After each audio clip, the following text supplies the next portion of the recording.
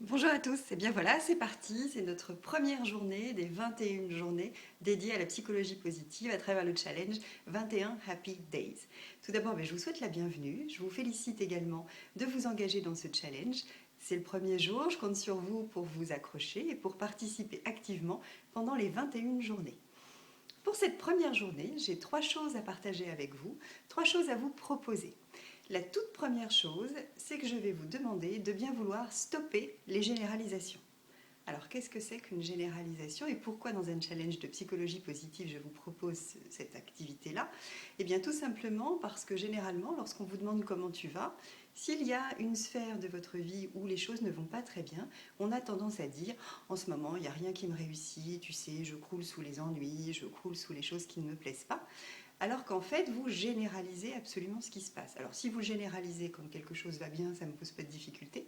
On va voir comment ça se passe lorsque les choses sont un petit peu plus délicates. Alors, ce que je vous propose, la première chose pour aujourd'hui, de bien distinguer différentes sphères.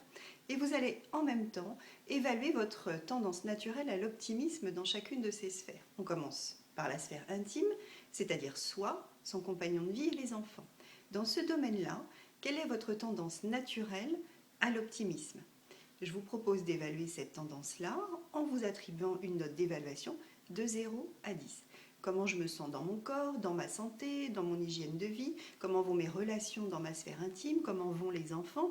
Voilà, est-ce que dans ce domaine-là, j'ai un degré de satisfaction et quelle est ma tendance naturelle à l'optimisme de 0 à 10?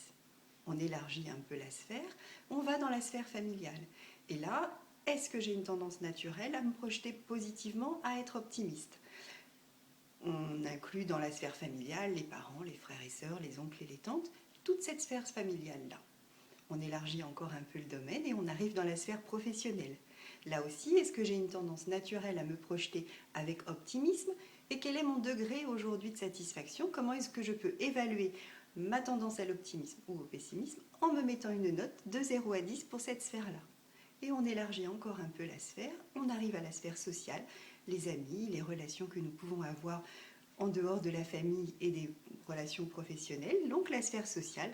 Là aussi, est-ce que j'ai une tendance naturelle à l'optimisme en me disant que j'ai la chance de pouvoir rencontrer très certainement des personnes très intéressantes, ou à l'inverse, est-ce que j'ai plutôt des propos à dire de toute façon moi je tombe tout le temps sur des gens qui ont plus de problèmes que moi, c'est une horreur.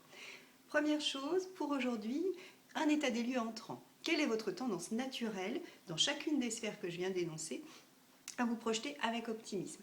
Bien évidemment, si vous avez moins de 5, ça veut dire que vous êtes plutôt pessimiste, mais ça s'améliore. A l'inverse, si vous avez une note supérieure à 5, eh bien ça veut dire que vous avez déjà une tendance naturelle à l'optimisme. Il suffira donc de la cultiver et de la déployer encore au cours de ce challenge. Je vous poserai la même question lors de notre dernier jour, de façon à ce que vous puissiez objectivement évaluer vos progrès. Donc première chose, stop aux généralisations. Deuxième chose, état des lieux entrant de votre tendance naturelle à l'optimisme ou au pessimisme. Le petit exercice de psychologie positive que je vous propose pour aujourd'hui, vous allez pratiquer le mot magique. Toutes les mamans qui ont des enfants en bas âge réclament très souvent ce petit mot magique. Il s'agit de dire merci. Alors je vous propose aujourd'hui de pratiquer activement, sincèrement, en vous impliquant le petit mot magique, c'est-à-dire de dire merci autour de vous. Alors pas le merci qu'on dit rapidement, sans regarder la personne, sans trop penser à ce qu'on a dit, c'est un acte de politesse, c'est pas un acte de remerciement. Je vous propose aujourd'hui, lorsque vous aurez l'opportunité de dire merci, de dire je te remercie, je vous remercie, et d'y mettre vraiment une intention. Et puis, donc c'est avec tous les gens que vous allez croiser aujourd'hui, avec encore une fois, implication, avec du cœur, avec un vrai merci. Et puis si dans les jours qui viennent de s'écouler, dernièrement, vous avez été invité chez des amis ou vous avez appelé une copine qui a été attentive à votre égard, eh bien, pourquoi ne pas lui repasser un petit coup de fil aujourd'hui en disant « Au fait, je te remercie, ça m'a fait du bien la semaine dernière ». Un petit merci un peu plus appuyé à quelqu'un qui vous a été chaleureux, ouvert, qui vous a aidé, là, tout à fait récemment, dans les 10 derniers jours. Et puis, chaque fois que vous aurez pratiqué un vrai merci, eh bien, c'est une réussite. Ça veut dire que c'est bon, vous commencez déjà à pratiquer de la psychologie positive. Vous allez pouvoir changer votre bracelet de place.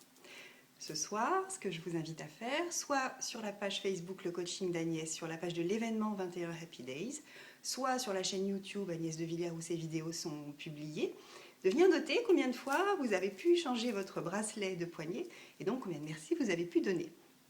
On se retrouve demain pour une deuxième mise en pratique de la psychologie positive. Sachez simplement que je suis ravie de partager avec vous ce challenge. Excellente journée à vous et je vous remercie d'avoir été là.